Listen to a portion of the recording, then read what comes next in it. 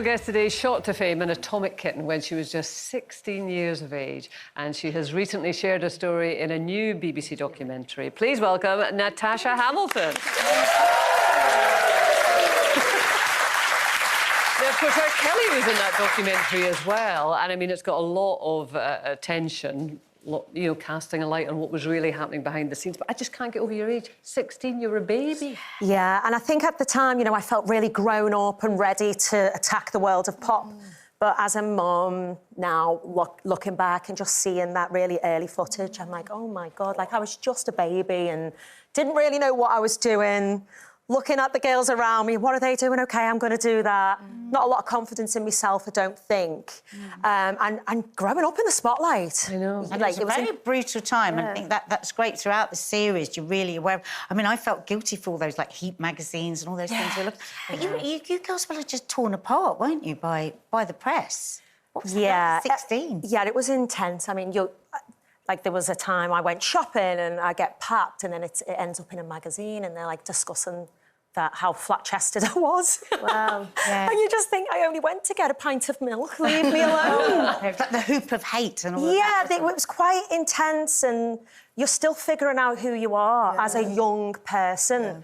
And you've got the world kind of saying, this is how you should look and how you should act, and realistically, you know, teenagers are just messy. We're messy. And you talk about how, like, you'd go to a hotel room, you'd finish your work, and then 9 o'clock in the evening, you'd be there and on your own for the rest of the evening at that age. Yeah, it was lonely. You know, for the first 2 years of my career, I lived in a hotel in London, which sounds really glamorous, you know, room service every day. Sounds lonely. But there is a loneliness. You know, all your friends are in college and going out and having fun, and you've got this really intense schedule. And when all that dies down, you've got all this adrenaline, but the loneliness of just, like, a small room. And then you end up going out. Yeah.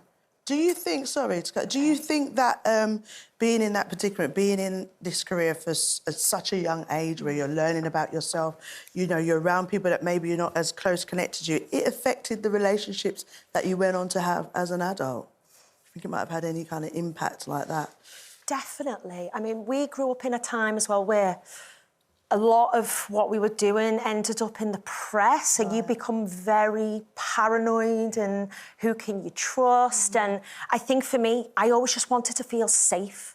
Like, I wanted the safety. So when you're looking at relationships, it's like, this person's going to keep me safe, and realistically, they're just as young as you, or they don't really know what they're doing, and you're not finding what you need. And I suppose, as well, finding it difficult to trust people.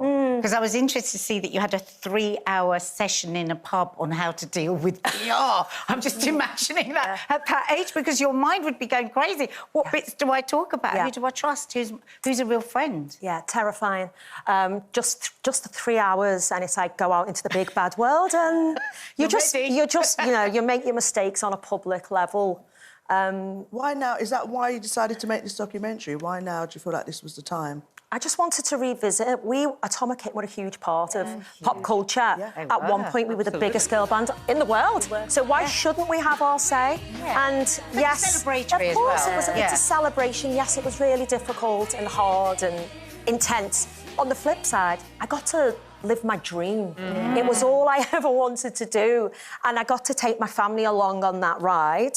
It must, as a parent, I think, you know, my poor parents, they were like seeing what I was up to through the papers. They'd be like, what is she up to? And I'm like, you know, legs out of a taxi or something silly hour in the morning. Covered legs. If you had to give advice to anyone who's starting out right now, because so many young girls want to be pop stars, what would it be, especially if they're young? Don't rush. Don't rush it. You've got plenty of time. For me, looking back, I wish I'd have gone into it as a young adult, maybe 21 plus, because you've got a better knowledge of who you are as a person. You know your boundaries. I don't think I had any boundaries. I was a people pleaser. I was living my dreams, so I don't want to say no. And a lot of the times, I should have said no. So just take that time to learn who you are and what you want out of your career. Yeah.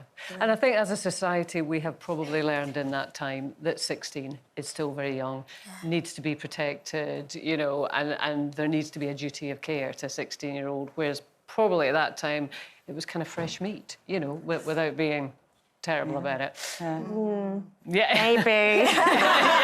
It's a great series, though. It really is, yeah. Well, listen, Natasha, thanks very much for being with us. Natasha Hamilton, everyone.